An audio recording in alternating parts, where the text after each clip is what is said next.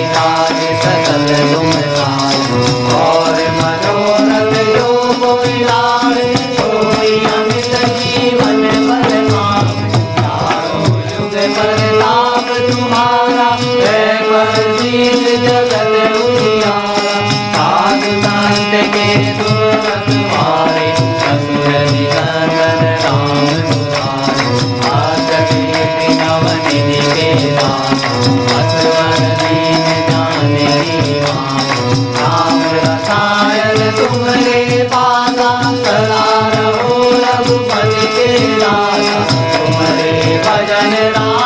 को